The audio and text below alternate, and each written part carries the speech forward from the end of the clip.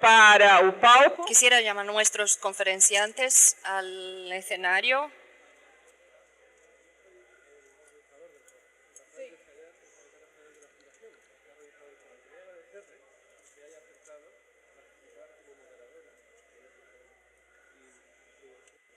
Su presencia, ¿no? Es un gran panel y estamos aquí con ustedes.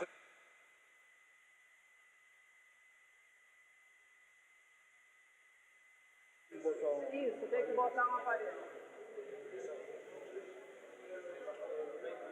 1, 2, 3, 4. Embaixador, como vai? Marisa Portela. Como vai? Senta, vamos sentar. Fernando. Quando sentamos. Vai mais em ordem, conforme a ordem de falar é mais fácil. Vamos.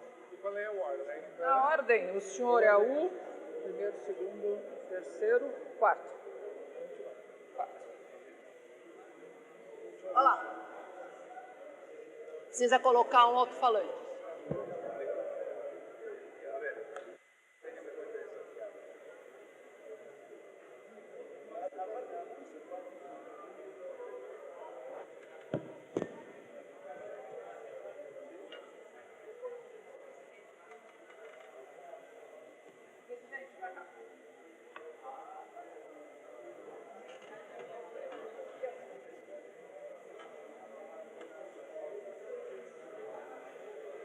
Quem mais?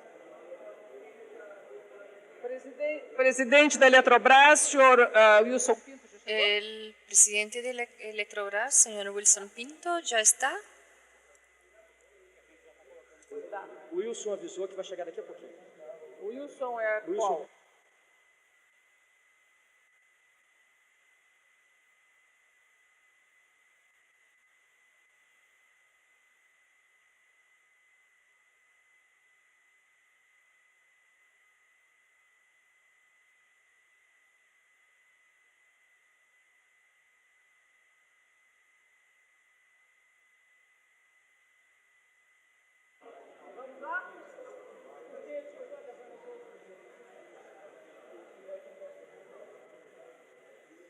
Ordem no recinto. Vamos então? Se a gente... Hã?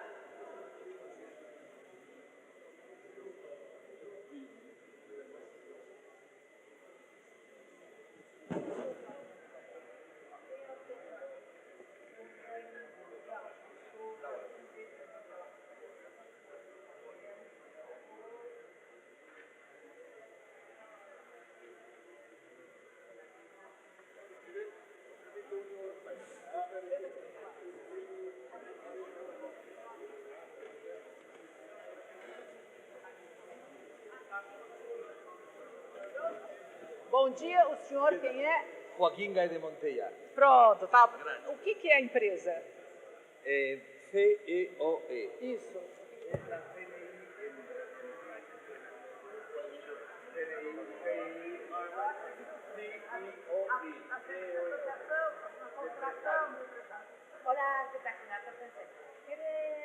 Não, fala aqui o microfone.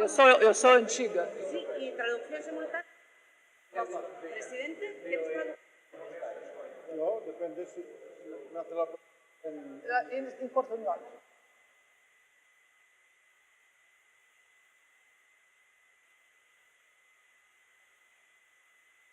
No, por favor.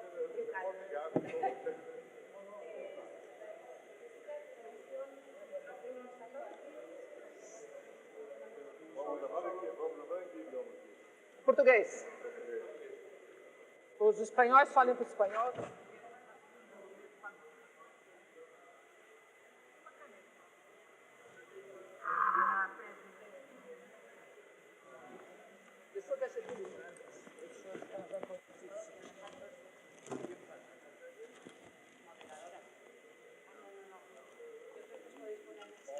São infernais, não, infernais. Bom, boa noite a todos. Começamos então nosso... Buenas noches. Empezamos entonces nuestro tercer panel, cuyo tema es yo diría, Ao mesmo tempo, alentador y desafiador. alguém poderia fechar as portas? ¿Alguien puede cerrar las puertas, por favor? Sim, o problema é que eu gostaria que alguém podia fechar as portas. Si alguien puede si no, no vamos cerrar las comenzar. puertas para que podamos empezar. Tirar as pessoas de um cafezinho não é fácil. Es difícil estar entre las Pronto. personas y el café. Bueno, Bem, o tema desse terceiro painel el tema del tercer panel exatamente es a globalización cuestionada, proteccionismo o libre comercio. Veja que o tema Vean, é desafiante, como eu disse. El tema es justamente nós desafiador, estamos como he vivendo dicho, uma porque fase vivimos bastante complicada no mundo, un tiempo revuelto en el orden internacional. Tenemos un presidente de Estados Unidos claramente proteccionista. En el fin de semana dijo en Twitter que va a construir el muro y que lo van a pagar los mexicanos, y a la vez dice que tendrá un encuentro con la Unión Europea para negociar el tratado transatlántico. Por otra parte, cuando estaba en su candidatura, decidió salir del Tratado Transpacífico, y las últimas noticias es que Japón lidera ahora el TPP-11, o sea, Japón hizo su evaluación y decidió que este acuerdo es importante para Japón. Vean que es un mundo revuelto en que vivimos por ahora. Por otra parte, tenemos ya desde algún tiempo un acuerdo entre Unión Europea y Mercosur que con buenos vientos, y que esperamos que se concrete en el fin de este año en el encuentro, la ronda de Buenos Aires, en la cumbre de OMC, y que este trabajo se concrete lo más breve posible. Tenemos en este papel autoridades importantes en el contexto internacional, y entonces tengo preguntas amplias y me gustaría escuchar la reacción de cada uno de ustedes. Entonces, en este contexto, ¿cuál es la importancia del acuerdo o de la negociación del acuerdo Unión Europea-Mercosur? O sea, en contra del proteccionismo, el desencanto de la globalización, que el panel anterior mencionó muy bien. El problema de Estados Unidos no es comercio, no es China o México. Su problema es la automación de la industria. Entonces, no es encerrando a Estados Unidos que se soluciona el problema de desempleo o de paro. El comercio internacional considera todo esto, y cómo se lo va a afectar la revolución digital. Las preguntas que tengo entonces para el panel serían, en este mundo complejo, ¿cuál es el rol del acuerdo Mercosur-Unión Europea? ¿Cuál es la importancia del acuerdo para la retomada del crecimiento en España? ¿Cuál es la importancia que puede tener para Brasil y para el área de Mercosur? ¿Y qué el acuerdo nos puede enseñar? Sí, bueno, Europa ya tiene tantos años de integración, nosotros menos, tenemos más retos delante. Quisiera empezar por presidente. Presidente, cuando fui a Ginebra, usted era presidente que empezaba su primer mandato en Brasil, y Brasil negociaba no solo en OMC, sino también el Tratado de ALCA y también el Acuerdo Mercosur-Unión Europea. ¿Cómo es para usted ver que caminan también estos acuerdos, a comparación con los años anteriores? Bueno, en primer lugar, buenas tardes a todos. Como ustedes saben, yo no soy economista, no soy empresario, no soy presidente, no soy más nada, no soy. Bueno, los primeros temas es globalización cuestionada, proteccionismo o libre comercio. Siempre hay proteccionismo, libre comercio, independientemente de la globalización. La globalización es para todos. Si se habla mal de la globalización, sirve para todo. No tiene nada que ver. Tenemos que hablar es de proteccionismo y libre comercio. Brasil, ¿fue qué? Los portugueses intentando hacer comercio y lo mismo España haciendo comercio. Siempre fue la tendencia. El gran cambio fue, se acabó de decir, se habla de una integración del proceso productivo mundial con las tecnologías y la forma de organizar la producción. Esa es la parte importante. Eso no se va a cambiar, eso. Es un proceso de producción que está vinculado por métodos tecnológicos modernos, dentro de los cuales los medios de comunicación, inteligencia artificial, automatización, eso está ahí. Y cuando yo me refiero a su pregunta, cuando era ministro de la Hacienda, ministro de Relaciones Exteriores, antes senador, nosotros ya estábamos delante de un proceso de integración de las economías internacionales y las personas miraban la globalización como si fuera una ideología. Los que entendían así, muy buenos, eran llamados de neoliberales. Se trataba de ver realmente cómo se iban a ajustar nuestras posibilidades como nación con un mundo que estaba transformándose. Y obviamente estábamos tratando de aumentar nuestras redes de comercialización y abrir posibilidades de inversión recíproco, tanto de un lado como del otro. Eso era lo que pasaba en los años 90 y también existía Mercosur, se firmaban algunas cosas, yo era ministro de Hacienda, en fin. El Mercosur ya era una intención de ampliar nuestra base para comercializar. Nunca logramos hacer lo que hizo Europa cuando existía la Unión Europea, firmada en el 93. La Unión Europea ya había conseguido, ya había logrado una integración mucho más profunda, porque no solamente se habían integrado los mercados, sino también las comunidades nacionales, y a lograr que los procesos productivos se expandiesen geográficamente.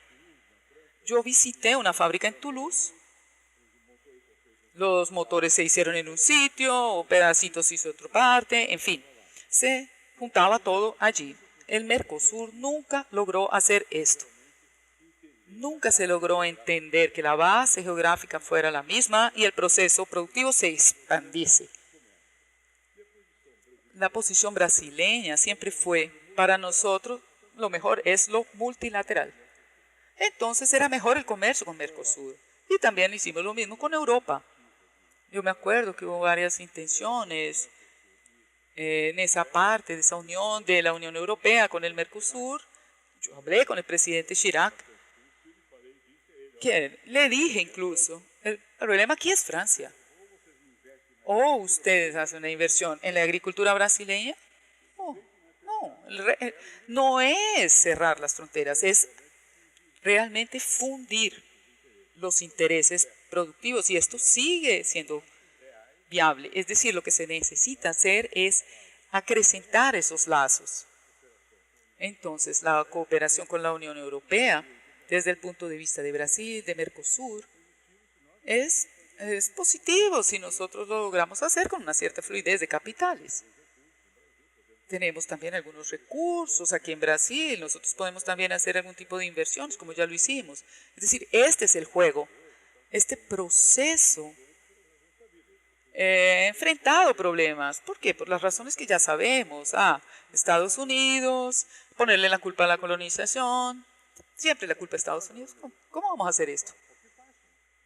Tenemos que hacer el trabajo desde el punto de vista europeo y latinoamericano y de Mercosur. Abre un espacio, una parte de América del Sur que estaba fascinado con el Tratado del Pacífico. Y esa cuestión de hacer el muro en el México Cuando Brasil está junto a México y el resto de América Latina está tratando de tener una actitud mucho más activa. ¿Es difícil? Claro que es difícil. Nosotros hay condición de no hacerlo también, pero es mejor. Vamos a ver cómo podemos hacer esto. Nosotros tenemos que hacerlo bilateral también, o sea, vamos a intentar hacer lo mejor posible. Entonces, me parece que respecto de los riesgos del proteccionismo, eso puede hacerse de acuerdo a las circunstancias. Un país puede proteger, Estados Unidos siempre protegió, China también. Entonces, cuando los gobiernos tienen condición de competir, ellos se abren. Entonces, lo que nosotros tenemos que hacer es estar en la vanguardia y tratar de trabajar mejor esto. Muchas gracias, señor presidente. Muy bueno su planteamiento. Señor secretario, su posición, recuerdo a la posición Unión Europea-Mercosur. Por decir que, de acuerdo con el título, pues yo estoy en el libre comercio, porque es lo que he vivido en mi vida en España desde que nací. Porque yo nací en el año 1941 y empezaba una etapa autárquica de proteccionismo total que duró 20 años. Bueno, fue muy desequilibrado el asunto, no fue demasiado bien. Cuando España se abrió es cuando ha ido bien. Empezó a abrirse en 1959 con un plan de estabilización que supuso un cambio de modelo económico radical. Se empezó a abrir España al mundo, entraron multinacionales de los países más avanzados, con una incorporación de nuevas tecnologías muy interesantes, y empezó un incremento de la productividad y el crecimiento. Fue el milagro español de los años 60 realmente. Y esto ha venido muy reforzado a medida que España se ha ido abriendo. En el momento de la transición política, que por cierto hay que recordar una vez más, aunque haya que hacerlo muchas veces más, que fue un éxito monumental que se debe mucho al monarca emérito actual, a Juan Carlos, ¿no? Y después, cuando efectivamente España se incorpora a la Comunidad Económica Europea entonces, ahora a la Unión Europea, y otro salto más cuando España se incorpora al euro.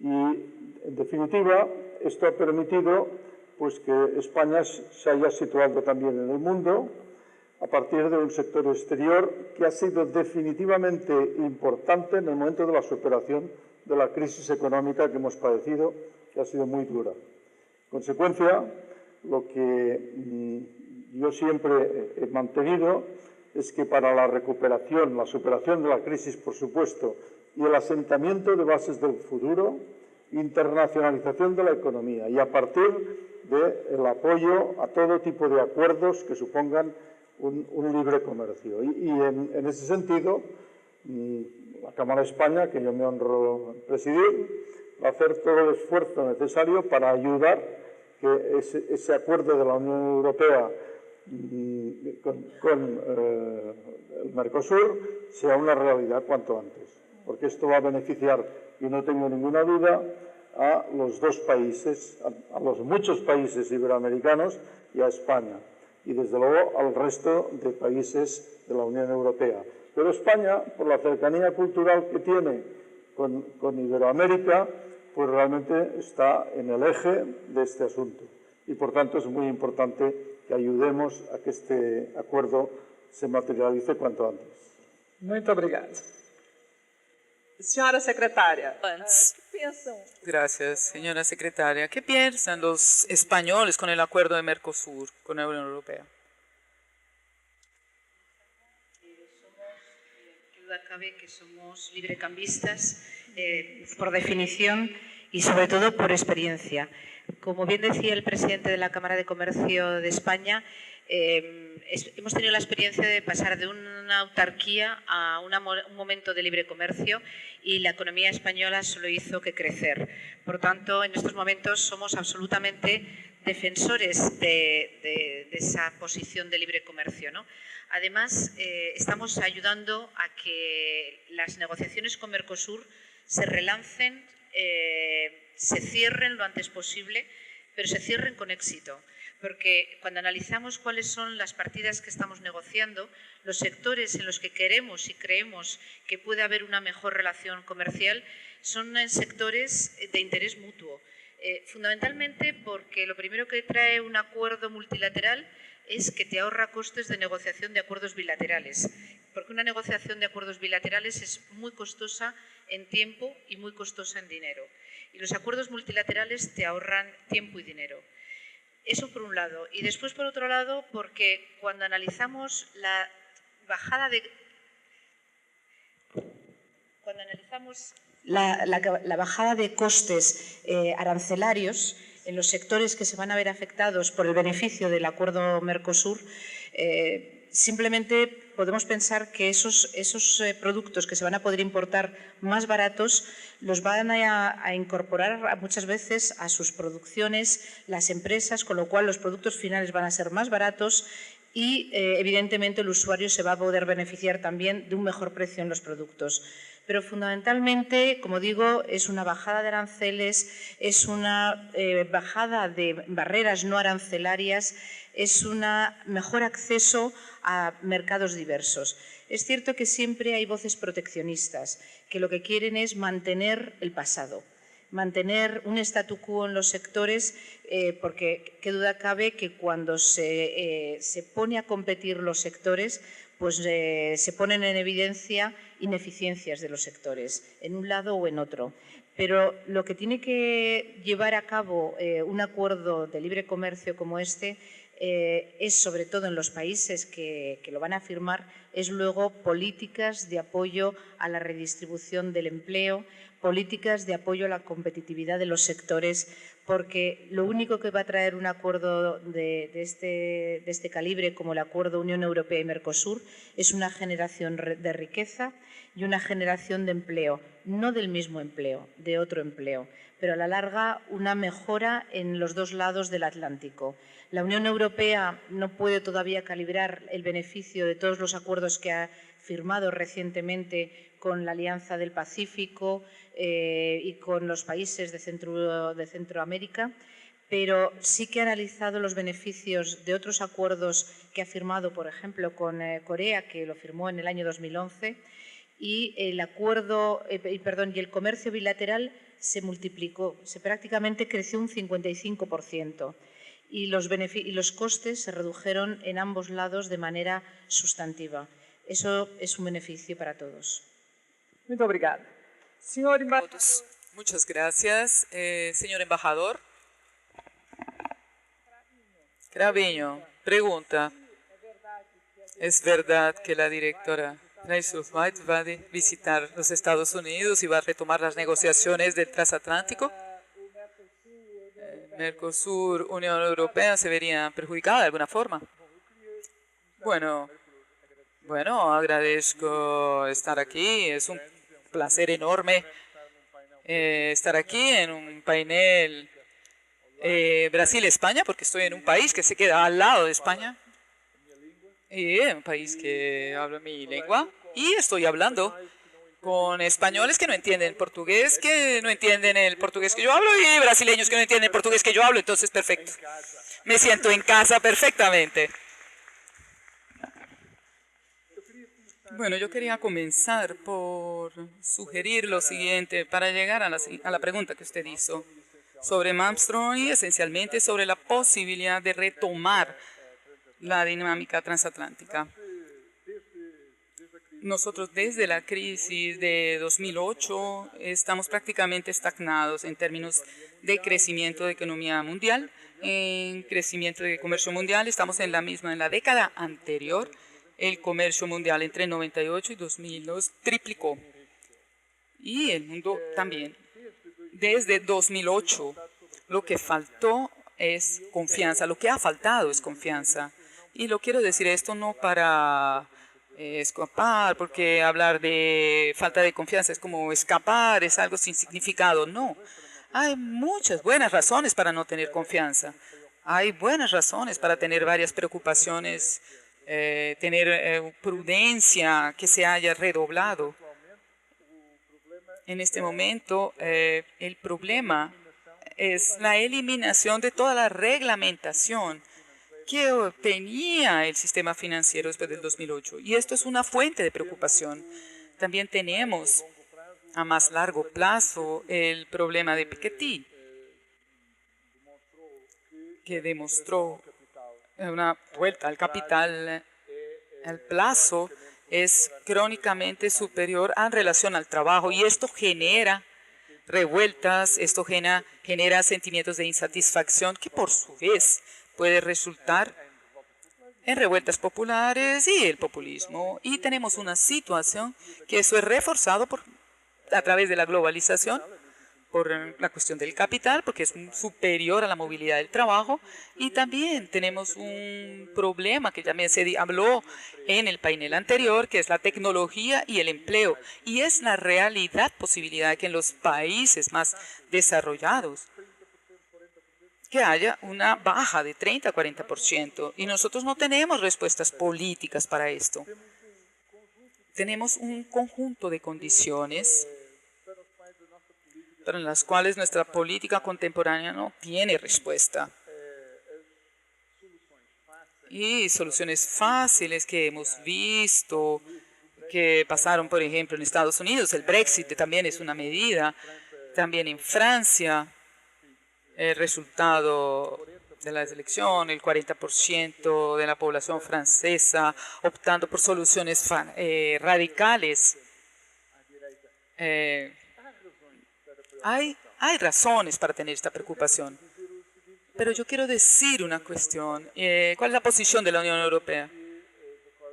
Nosotros no creemos que los acuerdos de comercio sean una panacea, pero nosotros creemos que es fundamental encontrar mecanismos que proporcionen algunos tipos de mecanismos para que la política se pueda regenerarse, para que se puedan encontrar soluciones necesarias en un contexto de transformación profunda de nuestra sociedad. Nosotros en este momento no tenemos esa solución. Lo que nosotros necesitamos es de un poco de calma, de estabilidad, de circunstancias que nos permitan pensar de manera profunda sobre los temas que tenemos por la frente. Los acuerdos comerciales, el acuerdo de Unión Europea con Mercosur, otros que estamos negociando, que queremos terminar antes del final de año, dentro del calendario de la Unión Europea-Mercosur, con México, la actualización del acuerdo que se ha realizado en los últimos años, y también con Japón estamos haciendo otros acuerdos. Para nosotros existe una lógica mercantilista, sí, que tiene sentido para los contadores de sueño, miran las negociaciones, hablan sobre los diferentes puntos, pero lo más importante que eso es la lógica política coherente, una lógica que tenga que ver con la estabilidad, con la previsibilidad. Porque si nosotros no tenemos esa estabilidad, la gestión, las transformaciones políticas se van a volver imposibles. El señor Trump parece que está interesado en volver a hablar. Es más, yo quiero decir que él nunca habló sobre la campaña electoral del transatlántico, nunca.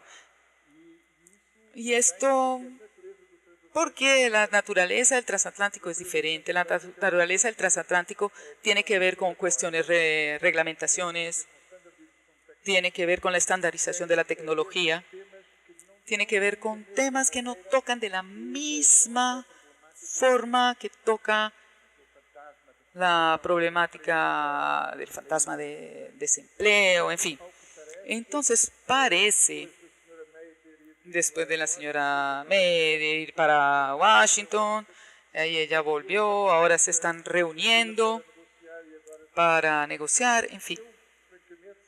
Yo francamente creo que mucho antes que eso nosotros tenemos un acuerdo Unión Europea-Mercosur. Con una gran satisfacción puedo decir eso. Muchas gracias.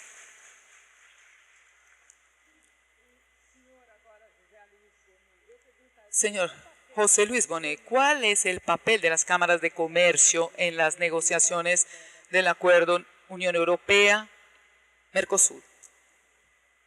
Está... Perguntaria para o senhor Bonet? No, soy yo, Bonet. Não. Ah, pronto. Então, desculpe. Pronto. Então, eu Pero peço muy- perdão. Pido disculpas. Ah, bueno. ¿Cuál es la postura de las cámaras entonces, por favor? Apoyo total a que los acuerdos como que está negociando la Unión Europea con Mercosur vayan adelante, porque se ha repetido además, esto es el crecimiento, es el bienestar de las poblaciones al final a través de un mayor empleo y en definitiva que los lazos se vayan estrechando, que es lo que conviene en un momento en que hay amenazas, pero que ante esto lo que hay que hacer es unirse más, estrechar los lazos y, en definitiva, aliarse. Y esto es lo que yo creo que hace este acuerdo también. Por tanto, las cámaras, y concretamente las cámaras españolas, estarán apoyando los esfuerzos por llevar a buen término ese acuerdo y otros parecidos. Muito obrigada. Então, eu votaria para o secretário de Estado da Cooperação e perguntaria... Bueno, muchas gracias. Me gustaría preguntar cuál es su evaluación sobre el estado de la Unión Europea-Mercosur. ¿No está el secretario tampoco? Bueno, entonces vamos a hablar con el presidente de la Confederación de Empresarios y ahí sí, ¿cuál es su evaluación de los empresarios sobre este acuerdo Unión Europea-Mercosur? Primero me gustaría hablar de qué nos pasó en España.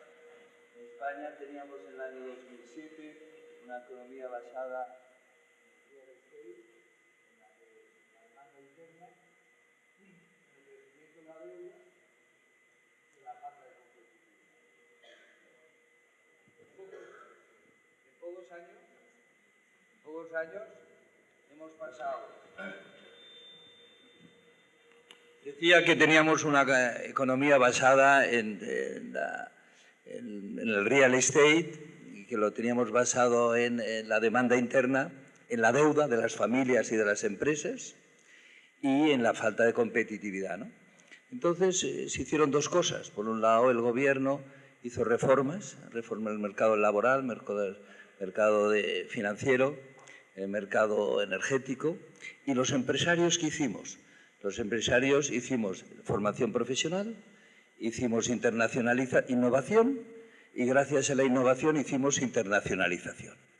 España en 1889 tenía una empresa internacional, multinacional, que hoy estaba aquí su presidente. En este momento tiene más de 1.500 empresas. Tenemos un 35% del PIB gracias al mercado exterior. Hemos crecido. Y ese crecimiento está basado en una regla. Europa tiene un alto compromiso social. Y ese alto compromiso social nos obliga a crecer, crecer y crecer. Y para crecer nosotros tenemos que estar en unas actitudes de mercado abierto, de comercio internacional, de la liberalización de las economías. ¿Por qué? Porque Europa ya en el año 1930 ya intentó ir al nacionalismo, al aislacionismo y al proteccionismo. Y no le fue bien. Y los europeos es evidente que no queremos volver a repetir esa historia. Hemos de ir a un mercado en el cual las desigualdades se han de corregir a través del crecimiento. Hemos de ir a un mercado en el cual todos hemos de participar para crecer. Y todas esas teorías que nos dicen que eso nos convertirá en más pobres es falso, es absolutamente falso. Lo que nos convertirá en más pobres es que si somos de teorías del siglo XIX y del siglo XX. Esto ya lo hemos superado, hemos de trabajar en eso y para nosotros Mercosur es evidente, es una muy buena oportunidad acabarlo en poco tiempo. Lo necesitamos, cumplir las reglas de la OMC es el camino, y yo creo que los empresarios españoles animamos también a los empresarios brasileiros a que todos juntos sigamos por la senda del compromiso y de crecer. Si no crecemos, nunca podremos alcanzar el esfuerzo de compromiso social que tenemos con educación, con pensiones y con salud. Y solo lo haremos en base a eso. Gracias. Muito obrigada. Muchas gracias.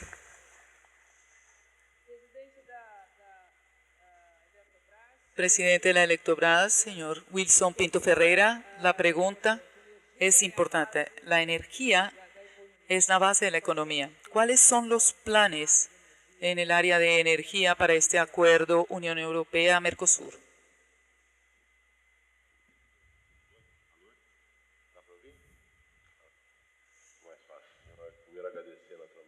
Bueno, muchas gracias por la invitación. Presidente Fernando Enrique Cardoso, los compañeros aquí del panel. Bueno, realmente su pregunta es muy importante. El tema de la energía es muy importante, es un tema de integración. Aquí tenemos unas dos acciones. En el caso del brasileño, nosotros somos parte del proceso de recuperación brasilera. Se basa en el desarrollo de infraestructura, y con esto significa que nuestra capacidad de atraer capitales, antes teníamos un poco de prejuicio, yo no veo esa situación ahora en este momento. Por el contrario, Brasil ha estimulado la inversión extranjera en Brasil, y esto ha permitido hasta los días de hoy que tuviéramos un gran sistema de transmisión. Tuvimos 31 de 35 de viabilizados, 12 millones de inversiones. Antes me encontraba con colegas de Iberdrola en Brasil que salieron vencedores de 4 de esas subastas, de esos lotes. No fueron los únicos. Hubo gente de China, de India, colombianos, todos participaron. Entonces, un dato importante para la integración, sin duda ninguna, es la internalización de las reglas, y me parece que esto ha sido se ha avanzado mucho aquí en Brasil. Un segundo punto que yo quiero hablar aquí, que es fundamental, que involucra la integración latinoamericana. Brasil es un buen ejemplo de esta integración. Es prácticamente la mitad de América Latina, y es un trabajo enorme a lo largo de los últimos años. Solo existe una capital que no está interligado. Todas las otras regiones están interligadas a un único sistema. Y esto es lo que nosotros podemos hacer también en América Latina. Y me parece que este sería el gran reto. Y esto comienza, y es un tema muy importante, ¿a través de qué? A través de fortalecimiento de las relaciones bilaterales y las relaciones internacionales. Nosotros comenzamos desde la semana pasada, nosotros empezamos a importar energía de Uruguay. Es la tercera conexión que nosotros tenemos funcionando. Es reciente, ya produce efectos en Brasil. En el momento en que nosotros no tenemos agua en el sistema, nos beneficiamos de la energía renovable de Uruguay. Estamos retomando proyectos con Argentina y con Bolivia. Son dos convenios que ya fueron financiados incluso por el Banco Mundial. Entonces, es algo fundamental para avanzar en esta interregulación. Entonces, en la vía de esa interrelación, entonces los países de una forma general se deben beneficiar de los acuerdos recientes. ¿Cómo es posible que nosotros podamos reducir ese consumo, bots, si nosotros no, a través de voltio, si no lo hacemos a través de otro tipo de energía eólica, en fin? Y esta acción integrada es la que va a permitir con que todos los países puedan beneficiarse o atender los compromisos que asumieron en París hace 2 años.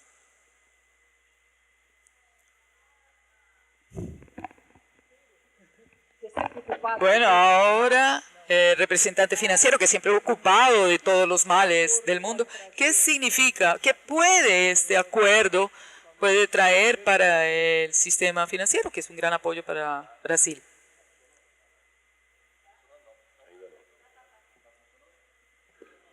Boa tarde. Bueno, buenas tardes. Antes rapidamente de falar da questão financeira, Antes de hablar de la parte financiera, hay dos temas que fueron mencionados por el presidente y por el embajador Claviño, que es la parte de la revolución tecnológica y la no respuesta política a lo que está pasando.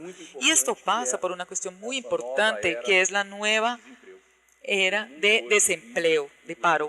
Incluso el mundo hoy y Brasil vive una onda de paros, una onda de desempleo muy grande y pasa por una transformación que ya se dio con la revolución tecnológica, donde la mano de obra más descalificada pasa a correr el riesgo de parar, de volverse desempleado de manera permanente. Tenemos un desafío estructural, parte claramente respondido por las grandes cadenas globales interligadas, pero este proceso es irreversible, ya apareció.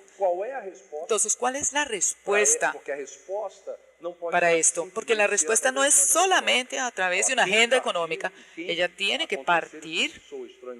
Y esto parece sonar un poco diferente y raro por parte de un bancario, de una persona de banco, pero esto pasa por repensar toda la parte de educación de escuelas que están totalmente despreparadas, incluso con su propio currículo. Yo me acuerdo que antes el chofer de taxi era semi-alfabetizado. Hoy el chofer de Uber es un ex abogado, por ejemplo. Entonces la regla de capacitación subió, aumentó.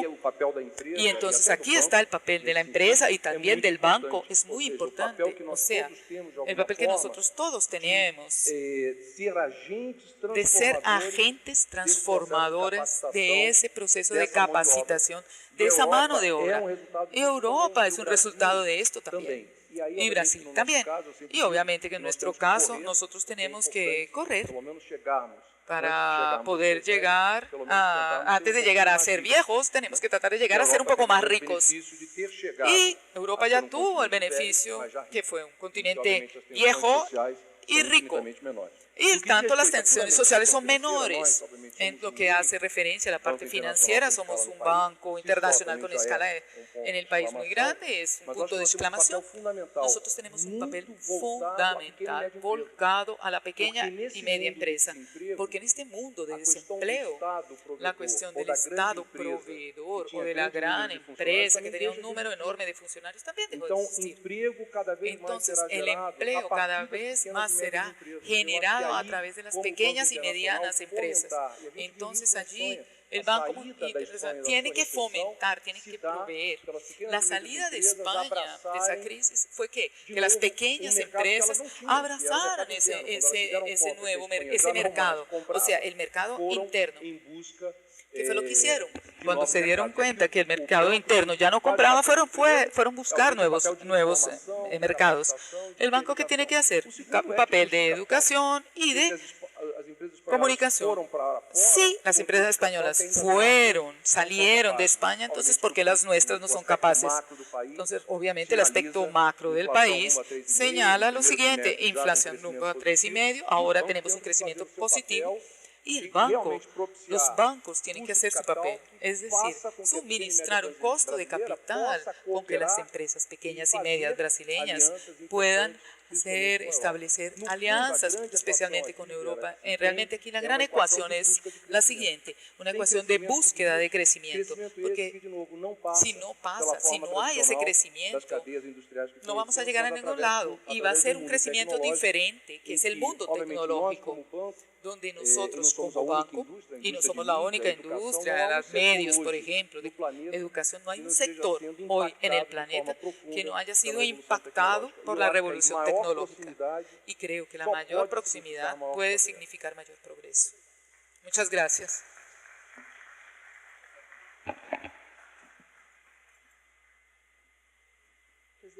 Presidente. Bueno, yo quería hacer un pequeño comentario al respecto de lo que se ha dicho ahora. La verdad hace muchos años que Marshall Wolf, que es un comentarista, dijo lo siguiente: verdadera y simple.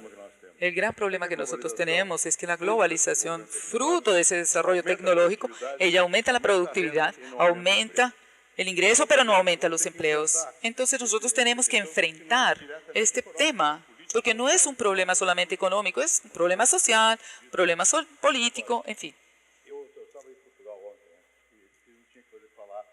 Yo estaba en Portugal, tenía que hablar y tenía que decir unas cosas que no son muy normales, dichas por mí. Yo tengo un conocido, es Cabraslim, que es un emprendedor, y hace un tiempo atrás él me dijo: yo voy a intentar convencer a mis amigos en Europa que ellos tienen que reducir la jornada de trabajo. Parece un absurdo, ¿vas a reducir? ¿Cómo vamos a tener empleo? ¿Cómo vamos a tener empleo? ¿Cómo vamos a tener productividad? El otro sí. Ahora también, yo también cité a Eduardo Suplicy, que es del Partido de los Trabajadores. Y Eduardo propuso en esa época una beca, realmente era la renta mínima. Él tiene obsesión por eso. Y yo era líder de otro partido, en fin. Bueno, yo voy a apoyar su propuesta, porque ella es fundamentalmente capitalista. Sí, en vez del Estado suministra y cada uno pone un poquito de dinero y pone por su cuenta, exacto. Suiza acabó de rechazar la renta mínima. Entonces nosotros tenemos que pensar nuevamente en esos temas, cuestiones. Nosotros tenemos que saber cómo vamos a hacer para que esa sociedad sea activa, teniendo riqueza. ¿Cómo vamos a hacer? Solamente educación no creo que sea suficiente. ¿Sabes? Esas frases que uno dice que a veces lo matan a uno. Nosotros somos inempleados. No podemos emplearnos.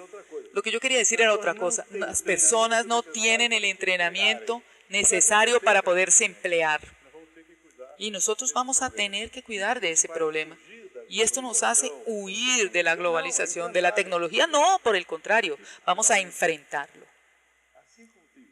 Entonces, finalmente, así como muchas empresas globales han venido aquí, también se necesita que ellas vengan con una perspectiva global, que no sea solamente para explotar el mercado brasileño o latinoamericano, no existe más esto, el mercado es el mismo. Entonces tenemos que producir con calidad que se pueda utilizar aquí o fuera. Entonces necesitamos una globalización con una visión un poco más audaz. Señora secretaria, como yo siempre digo, que las grandes empresas cuidan de sí mismas. ¿Cómo las pequeñas y las medianas empresas de España ven esa oportunidad de venir para América del Sur? Porque quien analiza, por ejemplo, pautas de explotación, que son los académicos, por ejemplo, lo que Brasil exporta son prácticamente commodities. Pero, por ejemplo, otras... yo quiero saber cómo esas empresas pequeñas y medianas ven esa oportunidad de venir para Brasil. Bien, la verdad es que las pequeñas empresas... En España tenemos una situación un poco particular, y es que tenemos un porcentaje de pequeñas microempresas que es muy alto. Y realmente para abordar la globalización el tamaño importa. Importan dos cosas, el tamaño y las capacitaciones. Porque también para exportar, para invertir fuera, se necesita una determinada formación, hay que saber hacerlo. Y cuando eres pequeño, a veces tienes dificultad para poder tener todas las capacidades necesarias para poder abordar mercados externos. Sin embargo, yo creo que antes había una mesa que se trataba sobre digitalización. Yo creo que las nuevas tecnologías están facilitando el acceso a mercados remotos de tal manera que empieza a no importar tanto el tamaño. Evidentemente, cuando te hacen un pedido grande, necesitas tener la capacidad de hacer ese pedido grande desde fuera del país, ¿no? Pero las nuevas tecnologías están permitiendo, las plataformas digitales están permitiendo poder llegar a mercados, a una pyme más fácilmente que en tecnologías analógicas. ¿Por qué lo digo? Pues porque cuando una empresa es pequeña, es difícil que el empresario, que es como el director de una orquesta que tiene que tocar él todos los instrumentos, es difícil que pueda ausentarse una semana de su empresa para ir a mercados lejanos a abrir mercados. Pero, sin embargo, las nuevas tecnologías le están permitiendo poder hacerlo desde su despacho. Solamente necesita sentarse y, eso sí, tener la formación necesaria para poder hacer el marketing necesario en las redes sociales, en las páginas web. No solamente es cuestión de tener una página web, sino que hay que tenerla intuitiva, hay que tenerla atendida, porque lógicamente los usuarios están demandando a través de la página web, están demandando los requerimientos, las calidades, están preguntando por los productos, pero no necesitas invertir una semana de tu tiempo o 3 días de tu tiempo para venir a Brasil. Necesitas un día de ida, 1 o 2 días de trabajo más un día de vuelta, son 4 días, mientras que si lo hacemos a través de redes digitales, sin movernos del despacho, podemos atender eso y otras muchas cosas. Por eso yo creo que tenemos que seguir insistiendo en incorporar a nuestras empresas al mundo digital, porque podemos de esa forma atender mejor este tipo de mercados.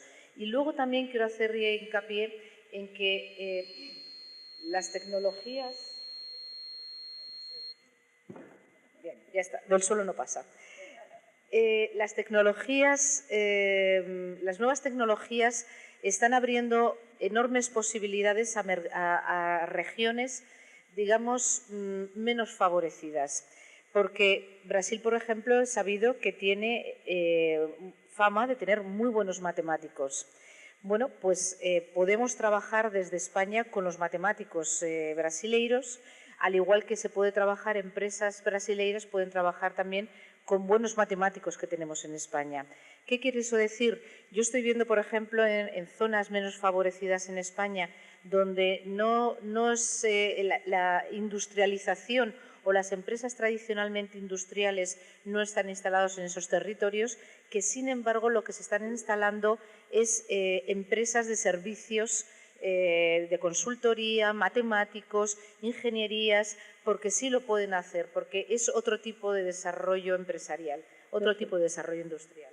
Concordo plenamente, secretária. O que está acontecendo? O Brasil é país muito Estoy fechado plenamente na de área acuerdo. Brasil es muy cerrado en el área de servicios. Y lo que la evaluación académica dice respecto a esta parte de área de servicios puede llegar a un 60% del costo del bien. Es decir, que Brasil es poco competitivo porque no importa, porque es cerrado, porque tiene servicios profesionales. Es imposible que matemáticos o ingenieros o personas de área de informática vengan a Brasil. Y espero que esta es un área fundamental, la cual yo espero que tenga en cuenta este acuerdo para que nosotros podamos importar más servicio, para que importar este servicio, para que nosotros podamos exportar más valor agregado. Embajador Cravinho, usted habló de un punto que me pareció a mí fundamental.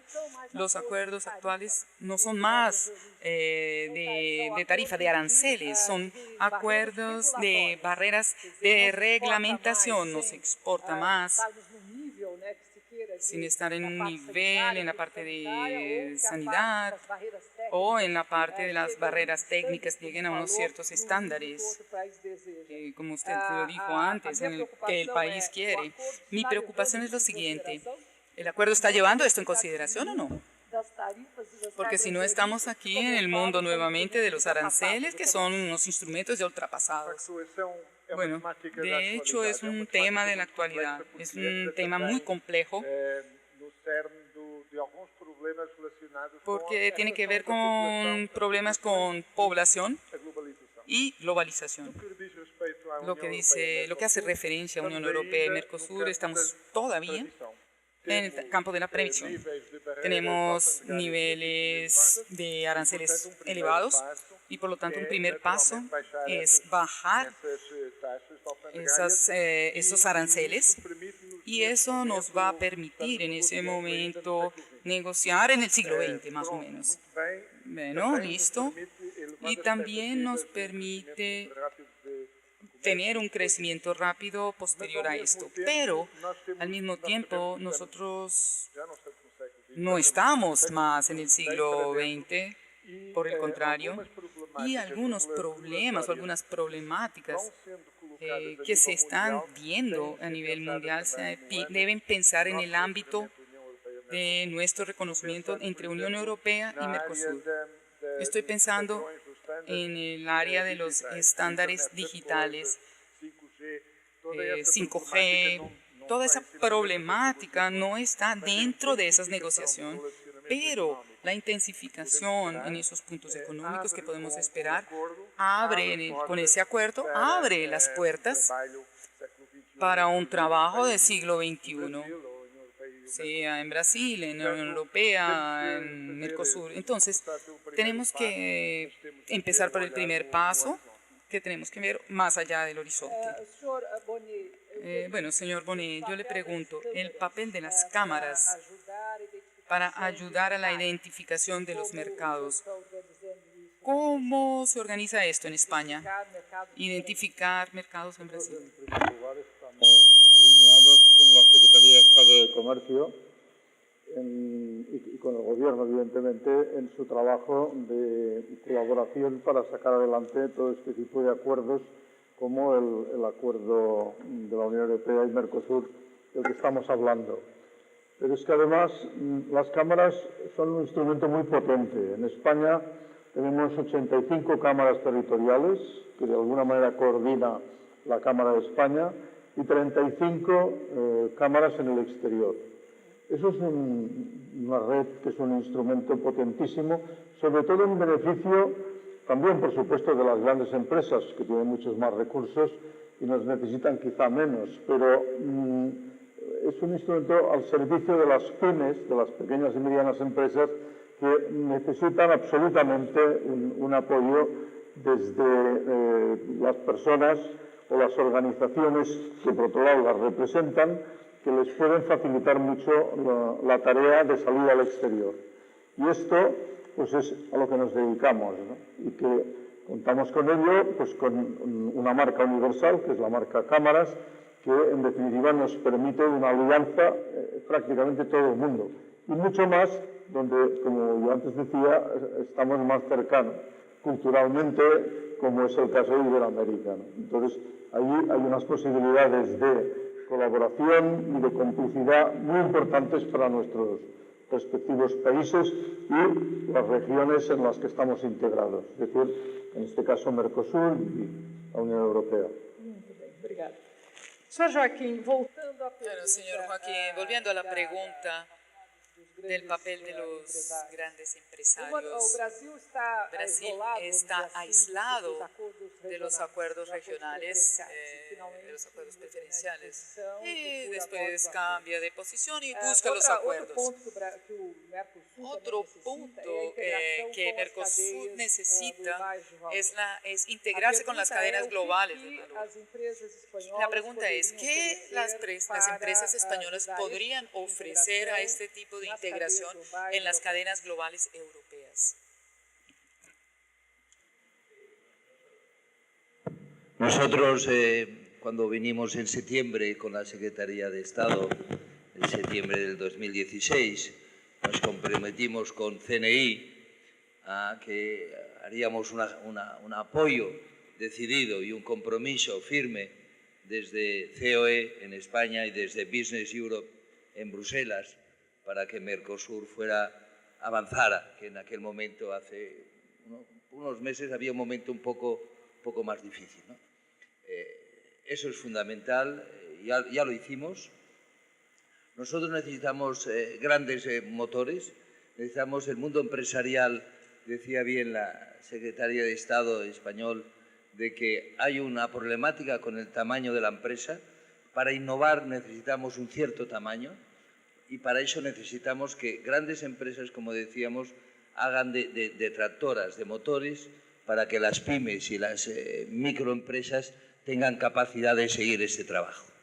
En cuanto a lo que serían los compromisos, nosotros entendemos que para Brasil hay una muy buena oportunidad. La estrategia de la nueva administración americana deja un espacio no cubierto y yo creo que Mercosur tiene que hacer un trabajo muy potente para aprovechar esa laguna con los inconvenientes de que algún país europeo, por razones sectoriales, a lo mejor en el ámbito de la agricultura, tal vez, tengan mayores dificultades de entender esta incorporación inmediata. Pero hay que hacerlo.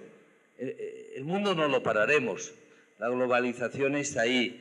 Y lo que nos ha de preocupar es que especialmente los jóvenes que, por ejemplo, en España aún tenemos un 42% de los jóvenes de menos de 25 años que no encuentran trabajo. Ese es nuestro reto. Y por eso yo, como decía, y coincido con Sergio, que él y yo coincidimos hace años en un banco holandés, pues lo que puedo decir es que verdaderamente necesitamos que esos jóvenes tengan respuesta a ese compromiso.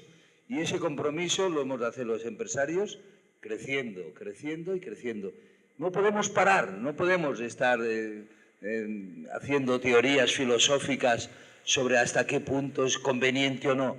Como paremos, es como lo de la bicicleta, te caes. Obrigado. Senhor Wilson, voltamos agora para a área de Muchas gracias, señor Wilson. Vamos a volver ahora al área de energía. Europa siempre fue líder en el área de sostenibilidad. Es decir, nosotros uno de los temas del centro que yo dirijo es el análisis de las barreras que pueden pasar o de los estándares que se crean por las empresas, justamente porque los productos no tienen la fuerza, la huella, digámoslo así mejor, la huella energética correcta. ¿Cuáles son, o usted tiene conocimiento de energía renovable, esas nuevas áreas que podrían ser incluidas en este acuerdo? La verdad, esa sea la gran ventaja de la energía brasileña, es que nosotros tenemos la segunda matriz eléctrica más limpia del mundo, nuestra principal fuente hidroeléctrica. Nosotros explotamos de nuestra hidroelectricidad un 60%. Para hacer una comparación, 60% más o menos significaría unos 120.000 megas de 200. Nosotros tenemos 400.000 más. Eólica, posiblemente con un valor por encima de esto. Entonces, en el momento en que las barreras beneficiarían obviamente a Brasil, ese punto ya es conocido por el mundo. Yo incluso hablo lo siguiente, si el computador tenía que tener un Intel o Insight, cuando el mundo tenga conciencia de actuar con los compromisos de calentamiento global asumidos, con certeza los países que tienen potencial de energía renovable, como Brasil, serán claramente beneficiados. Yo también quisiera dirigirme un poco a un tema que ya fue hablado aquí por parte del presidente Fernando Henrique Cardoso, el tema de la recuperación brasileña, el tema del empleo. Obviamente que tenemos que mirar lo que pasó antes. El presidente Fernando Henrique fue el primero que habló sobre privatizaciones en Brasil. Las privatizaciones pararon y fueron retomadas exactamente ahora. Pero este punto es importante porque no hay ningún tipo de limitación para nadie. Existe una reglamentación muy fuerte y nosotros acumulamos, desgraciadamente, a lo largo de los últimos años, un gap enorme. Y esta es la razón por la cual Brasil no es tan competitivo. Es la octava economía del mundo, pero los índices de competitividad de Davos están en 80. ¿Por qué? Nuestros puertos son peores, porque nuestra carretera es peor, porque nuestra energía es peor. Nosotros tenemos la posibilidad de atraer inversión. Incluso yo estaba viendo aquí al gobernador Pirillo que nosotros acabamos de hacer la privatización de la electrificadora en Goiás, en el estado de Goiás. Incluso antes se hizo también una alianza con una empresa española y esto da una gran posibilidad a largo plazo. Antes nosotros teníamos, por ejemplo, los aeropuertos, estamos generando empleos a largo plazo. Y todo esto que yo estoy hablando es sobre, por ejemplo, la represa que estábamos hablando antes. Para construir esa represa, 1.500 personas fueron entrenadas en el lugar de la construcción. Nosotros tenemos que aprovechar esto, esta parte de la poca inversión que nosotros hicimos en infraestructura. En los últimos 10 años Brasil solo invirtió 2%. Ese punto es nuestra oportunidad. Nosotros estamos en un punto donde la reglamentación de financiamiento internacional está mejor. La dificultad que nosotros teníamos antes. Nosotros antes teníamos mucha competición, entonces nosotros tenemos una oportunidad para mejorar todas las áreas de infraestructura. Obviamente, en algunos momentos tenemos que mirar la economía tradicional, pero nosotros tenemos que mirar de una forma mejor, en el caso brasileño, la perspectiva de utilizar esa laguna, ese gap, para ver cómo generamos esos empleos que perdimos en lugares que están expandidos en el Brasil entero, en todo Brasil. Y en este ambiente nosotros tenemos que buscar la perfección de la reglamentación. La integración con Europa nos va a ayudar bastante. ¿Es muy difícil para usted? Ya hice dos. Ya contesté 2 preguntas. ¿Cómo es que los directores de las empresas que están volcadas frente al Estado ven esta negociación, estos acuerdos de compras públicas? Brasil es un país cerrado en la parte de compras gubernamentales de la OMC y hace lo que quiera con la parte de compras. Lo puede hacer porque no es miembro del acuerdo de compra gubernamental. Pero los compras sectoriales, por ejemplo, Brasil hizo un acuerdo con Perú de compras gubernamentales. Es un mercado cerrado. Pero, ¿cuál es su visión? Mi visión personal es que eso no sirve, eso no es bueno. La única cadena en el área de infraestructura que logró a costa de privilegios sustentarse fue la cadena eólica. Nosotros logramos traer para Brasil 7 grandes fabricantes. Y Brasil es más aquí, por São Paulo, es mucho más fácil producir localmente que importarla, pero yo no veo razón en el área de energía eléctrica.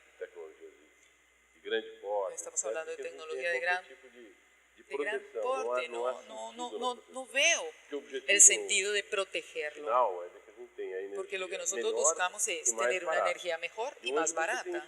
Y usted tiene hoy instrumentos para hacer esa evaluación. Entonces me parece malo hacer lo que nosotros hacíamos antes. Menor precio, porque logramos incorporar incluso internacionalmente cosas no muy buenas, pero realmente hay cómo hacerlo, cosas buenas, técnicas con un precio más o menos razonable, porque podemos ver, por ejemplo, un transformador puede ser un poco más caro, pero puede salir más barato en el momento de producir energía y todos ganan con eso. Entonces es mejor colocar un equipo que un poco más caro, pero que genere mejor electricidad, mejor energía. ¿Qué pasa? Brasil tiene que abrirse, necesita inversión externa. Hasta porque hace poco tiempo el gran cambio que se tuvo, nosotros usamos ese Banco de Desarrollo como un instrumento de financiación de ese tipo de proteccionismo. Y ahora nosotros ya no tenemos ese recurso para hacerlo y tampoco hay necesidad de hacerlo.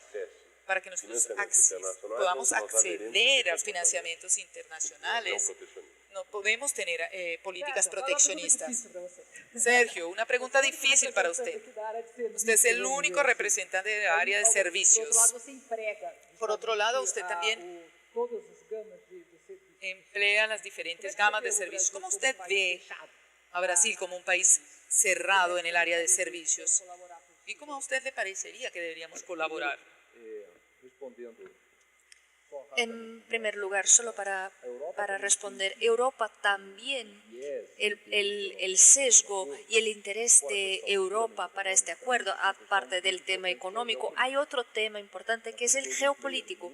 Hoy tenemos un jugador en el mundo que es China, que empieza a ser el líder, el protagonista de los mercados abiertos.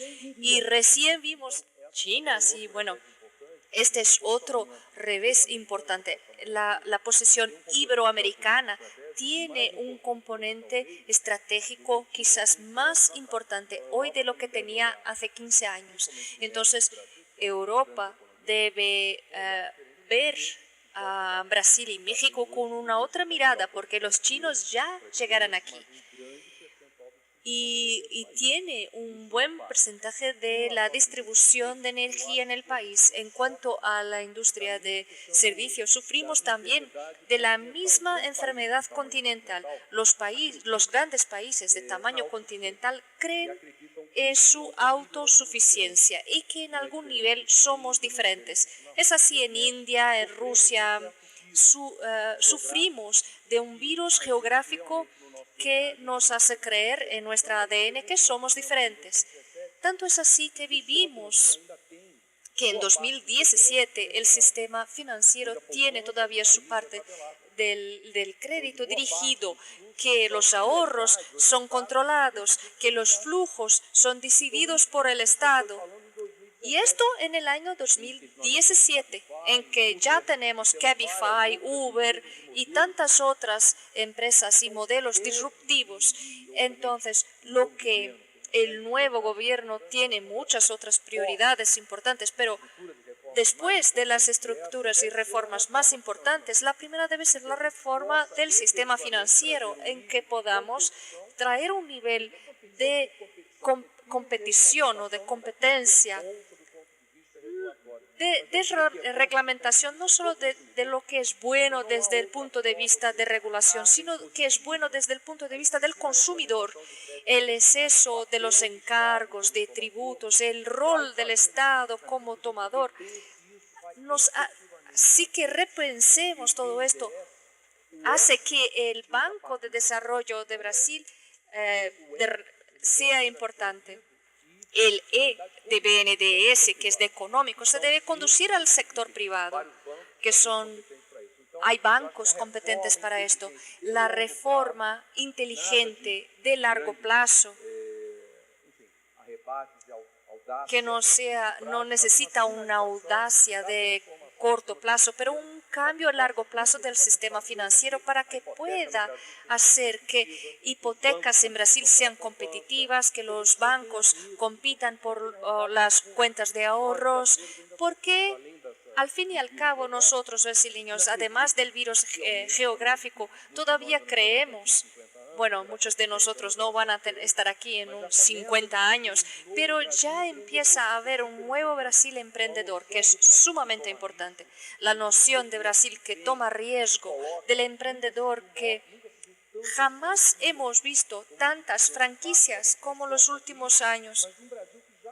Un Brasil que ya cree en riesgo y retorno. No solo un Brasil que es beneficiente.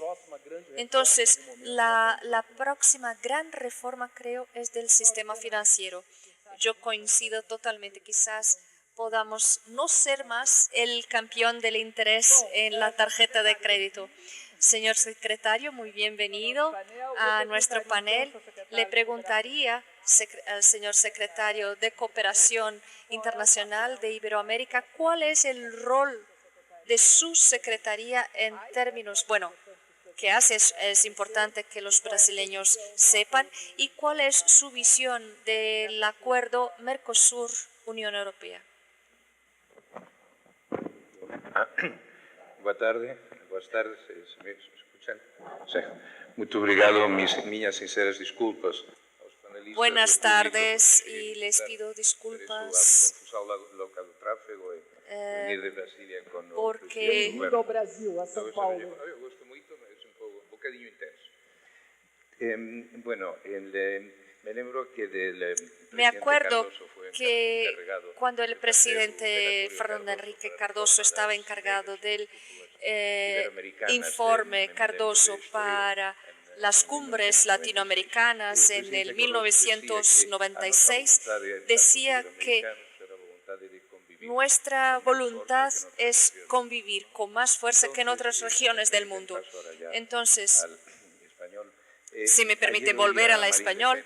Felicitarse de su resultado y hablaba que había que trabajar contra la globalización sauvage.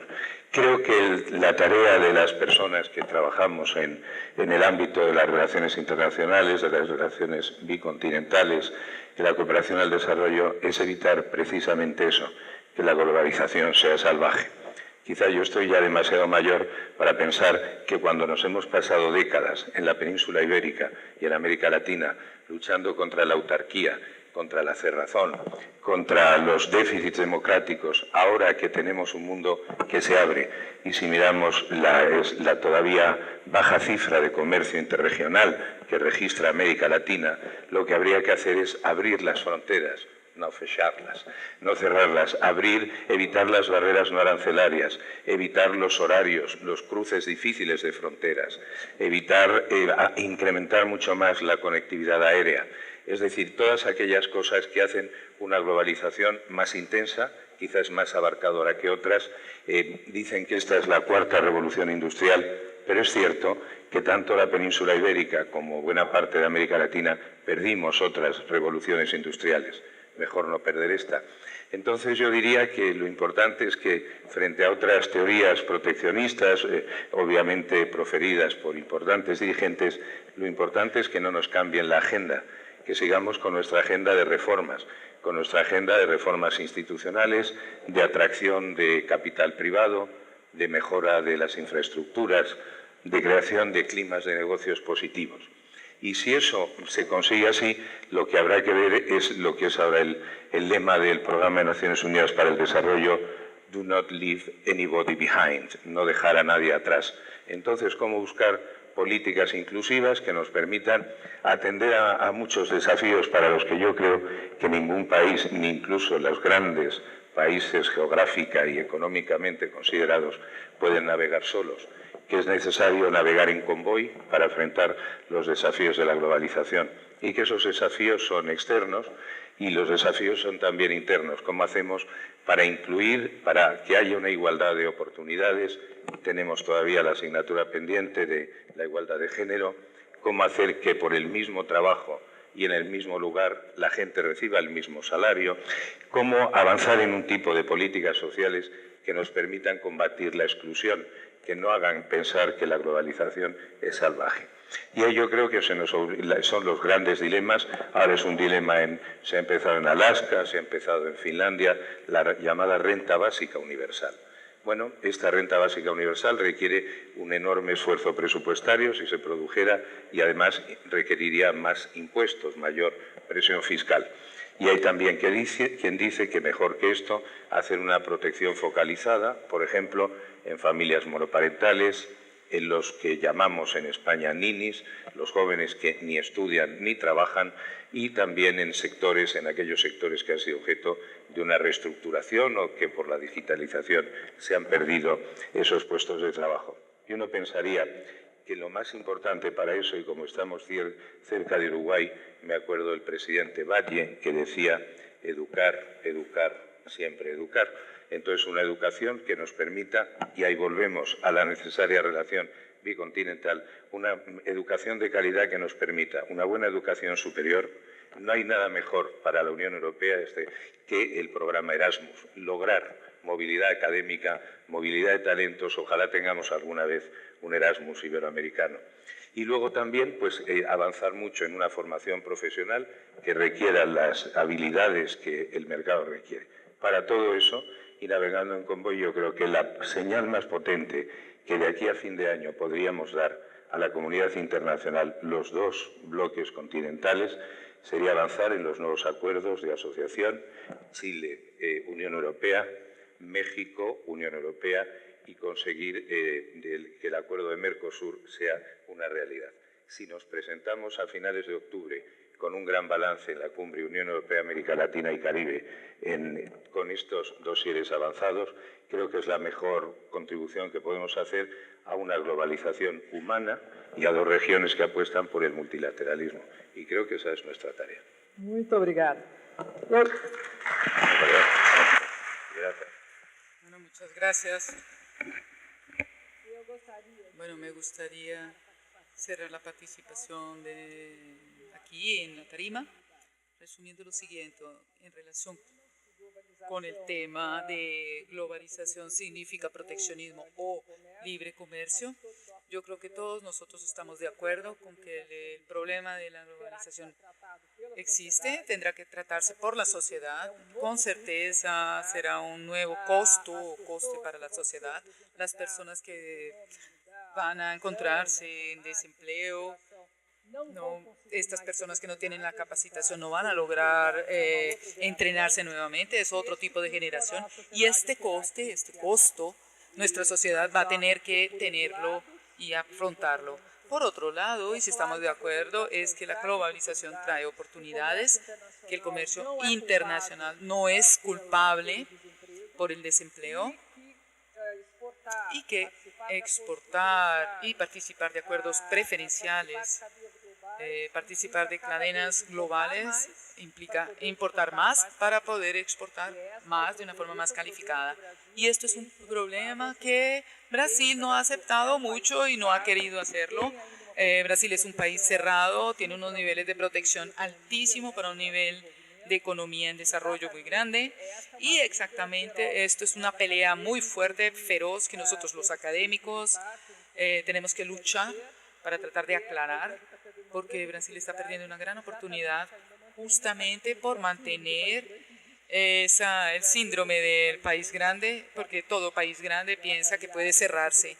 Y me parece que no es que en el momento en que surge una oportunidad como esta, o sea, un nuevo acuerdo, una nueva voluntad de lanzar un acuerdo nuevo, yo comencé a trabajar con la Unión Europea y Mercosur en 1992, presidente Fernando Henrique, con el primer encuentro que hubo en Portugal antes del lanzamiento del 92, que era justamente para pensar en un acuerdo o la posibilidad de un acuerdo Unión Europea y Mercosur. Yo todavía no he desistido de esto y yo espero que realmente se logre, espero que esta nueva mentalidad aclare a nuestros gobernantes y los ayude también a nuestros empresarios. Quiero preguntar si el público quiere participar, quiere hacer una pregunta o están más interesados en el cóctel. A ver. Creo que al final, una pregunta.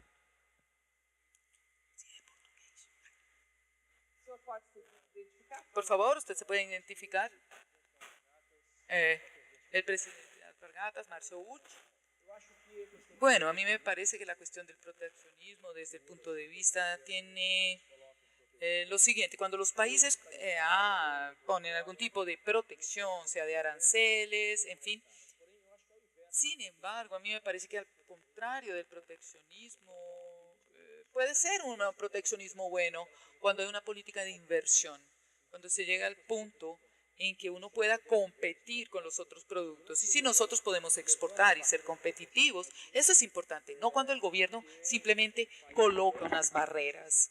Lo importante es que el país invierta realmente en políticas y en cuestiones que permitan que nuestros productos se puedan inserir en el nivel mundial, sean insertados en el mercado mundial. ¿Cómo opina usted, presidente Fernando Henrique, para combatir? Bueno, yo a grosso modo estoy de acuerdo con lo que usted acaba de decir y con todo lo que se ha dicho aquí. Estoy de acuerdo con el resumen que se ha hecho. Nosotros necesitamos prepararnos para aumentar nuestra competitividad. ¿Y cómo se puede hacer? A través de todo, a través de marcos marcos reglamentares, a través de la educación. Yo también creo que se habló del programa Erasmus, con un gran esfuerzo que se ha hecho, y esto realmente fue un esfuerzo que se hizo muy grande para mejorar las condiciones educacionales de los europeos. Yo siempre tuve una gran experiencia en universidades latinoamericanas, en Brasil, también estuve en Cambridge, también estuve en Estados Unidos, y también di clases en Francia. Y a mí siempre me llamó la atención la universidad en el sentido contemporáneo existe realmente en Estados Unidos. No estoy hablando mal de las otras. El sentido es distinto. Incluso las grandes universidades fuera de los Estados Unidos. ¿Por qué? Porque no es la universidad en sí, está en el hecho de que la cultura americana se valoriza mucho.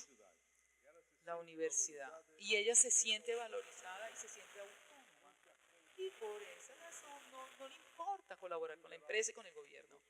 En realidad, en los otros países, la universidad son unos búnkers, son unas fortalezas que tienen miedo del gobierno y de las empresas. Entonces se cierra a sí misma y no produce los frutos necesarios que tiene que haber con esa para poder interactuar con todos. Yo me acuerdo que cuando estaba en Stanford, hace mucho tiempo, en 1971, había una cuestión que se llamaba Centro de Inteligencia Artificial, un campo de laboratorios. En fin, yo llevaba a mis chicos, a mis hijos cuando eran chiquitos. Había un carro que andaba solo, respondía a las preguntas, y era el comienzo de toda la parte de inteligencia artificial. Y bueno, eso era un desarrollo muy grande. Y la transformación fue muy rápida y va a ser mucho más rápida de aquí en adelante. Entonces, yo no voy a esperar a que de 50 años, yo tengo 75. Si tengo más 5 años de vida, yo voy a ser feliz. Yo estoy viendo aquí una transformación gigantesca. La sociabilidad, cómo se han hecho, y la forma de mandar. Nosotros estamos viendo una crisis de la democracia representativa. Y que no está en crisis es porque no tiene democracia. Eso es lo peor. Entonces estoy de acuerdo, nosotros necesitamos prepararnos, pero tenemos que entender que para competir tenemos que competir con el cerebro y esto no es fácil.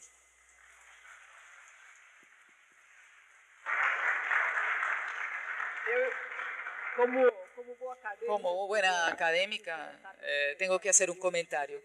Yo sugeriría que nuestros amigos españoles leyesen un artículo en la revista Valor sobre las inversiones de la China en Brasil. ¿En qué áreas ellos están invirtiendo? Porque me parece que es una provocación para nuestros amigos españoles. Por favor, vengan rápido porque si no los chinos se van a llevar todo. Por favor, vean en ese periódico Valor, Valor Económico, por favor, mírenlo. Y bueno, muchas gracias a todos. Fue una excelente conversación la que tuvimos aquí. Muchas gracias, buenas noches.